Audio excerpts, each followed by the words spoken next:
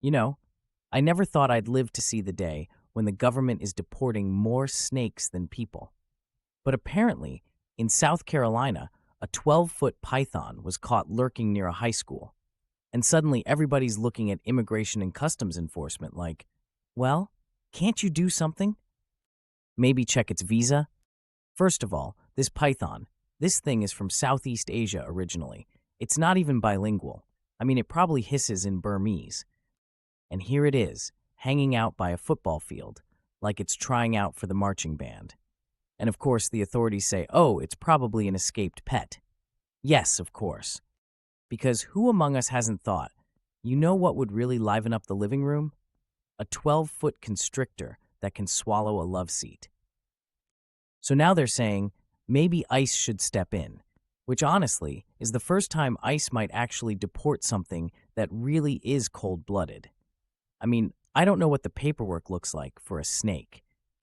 Do you frisk it, stamp its scales, put it on the no-fly list? Although technically, it doesn't need a ticket. It can just slither into the overhead compartment and suffocate the passengers for free. And imagine the deportation hearing. The judge says, Mr. Python, why are you in the United States? And the python says, well, Your Honor, I came here in a Samsonite. The judge sighs. Do you have any dependents? And the python says, only the rabbits, dogs, and occasional middle schoolers I wrap around. Look, I'm not against immigration. I'm the grandson of immigrants. But we came through Ellis Island with trunks and dreams. This guy comes through PetSmart with a heat lamp and a 20-gallon tank. And then, shocker, it grows to the length of a Buick. Frankly, if ICE doesn't deport the python might deport us. One squeeze and we're on the next flight out, inside its stomach. And you just know the moment it gets back to Asia, it's going to brag. You should see the size of the suburbs in South Carolina.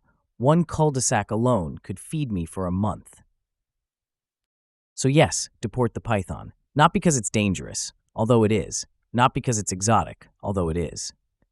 But because if we don't, the next time your neighbor says, my pet got loose, it's not going to be a chihuahua in your yard. It's going to be a reptile with a bigger carbon footprint than the HOA president's SUV. And that's just one more thing I'm neurotic about. If ICE is deporting snakes now, what happens when they get to me? I've got a suspicious passport photo. I look like a man who's already been swallowed. And, look, before the python comes back and eats the Wi-Fi router, do me a favor. Like, subscribe, click whatever buttons they give you. Because honestly, if you don't, the next thing you know, ICE will be deporting me, and I don't even fit in a carry-on.